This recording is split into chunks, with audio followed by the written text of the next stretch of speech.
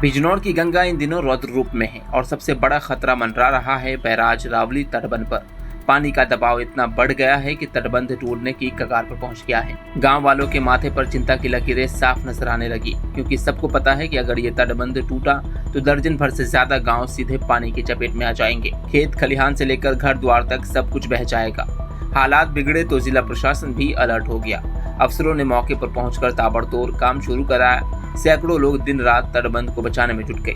कहीं मिट्टी फेंकी जा रही है, कहीं बोरे डाले जा रहे हैं, तो कहीं लोग हाथ से ही टूटन को थामने की कोशिश कर रहे हैं। ये मंजर किसी युद्ध के मैदान से कम नहीं दिख रहा। ऐसे मुश्किल वक्त में सैकड़ों मजदूरों और गांव के लोगों की हिम्मत बनाए रखने के लिए जिला पंचायत अध्यक्ष साकेंद्र प्रताप सिंह भी पहुंचे। उन्होंने काम कर रहे लोगों को खाने के पैकेट और पानी की बोतलें बांटी। भूखे प्यासे मजदूरों के चेहरे पर राहत दिखी और गांव वालों की आंखों में उम्मीद जग गई कि तटबंध अब टूटने से बच जाएगा। जैसा कि आप सब जानते हैं, कई दिन से गंगा मैया ने इसमें भारी कटान कर रही है और यदि यहाँ कटान हो जाता है या ये तटबंध टूट जाता है तो हमारे ज़िले बिजनौर के इतनी भारी आपदा आएगी कि किसान यहाँ का पूरा तबाह हो जाएगा।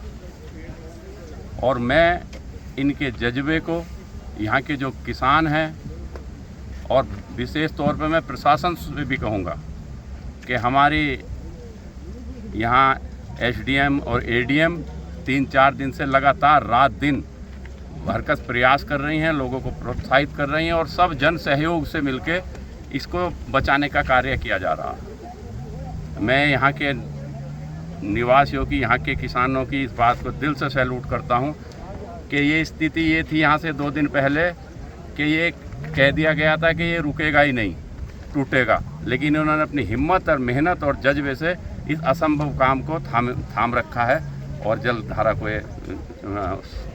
नहीं टूटने दे रहे। अच्छा, देखिए 9 किलोमीटर का तटबंध है बैराज से रावली तक, लगभग 400 से 500 मीटर ये लगभग पूरा तबाह हो गया। तो इसमें ये कब तक ये संभावना जताई जा रही प्रशासन के द्वारा कि ये कब तक सही हो जाएगा? देखो, इस बारे में मेरा कुछ कहना, क्योंकि मुझे ना जानकारी है ना अंदाज़ा है। मेरा तो प्रयास ये रहेगा और मैं सभी से अपील करता हूँ, अपने सारे जनप्रतिनिधियों से, चाहे वो किसी भी दल से हों, किसी भी उससे हों। हम सौभाग्यशाली हैं कि हमको माननीय योगी जी जैसे मुख्यमंत्री मिले हुए हैं, संवेदनशील, जो कि हर चीज़ पे निगाह रखते हैं और बिजनौर पे उनकी विशेष कृपा रहती है, विशेष आशीर्वाद रहता है।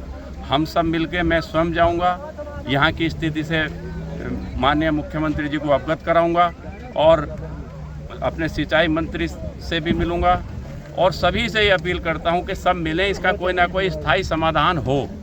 ये जो 11 किलोमीटर 10 किलोमीटर जितना भी है, इसका स्थायी समाधान हो, इसमें स्थायी तटबंध बने, इसमें स्थायी जो ये क्या बोलते हैं इनको, स्टड बनते हैं, ये स्थायी बने ताकि इसका इस समस्या का स्थायी निराकरण हो।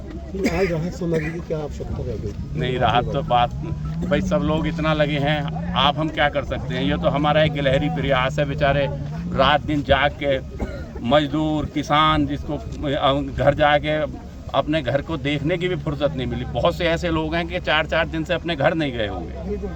तो ये तो एक, मैं कह रहा हूँ कि सभी को करनी चाहिए और ये तो एक हमारा गिलहरी प्रयास है। ये इतना कर रहे हैं तो हम इनको कम से कम जो भोजन व्यवस्था, जो इनकी विशेष वो है, उसके लिए एक छोटा सा प्रयास हम लोगों ने भी किया है। Thank you. फिलहाल हालत काबू में है, लेकिन खतरा टला नहीं है। बैराज रावली तटबंध पर लगातार काम चल रहा है और लोग अपनी पूरी ताकत से गंगा के पानी को रोकने में लगे हैं। ये सिर्फ एक तटबंध नहीं, बल्कि बिजनौर के सैकड़ों परिवारों की जिंदगी का सहारा है।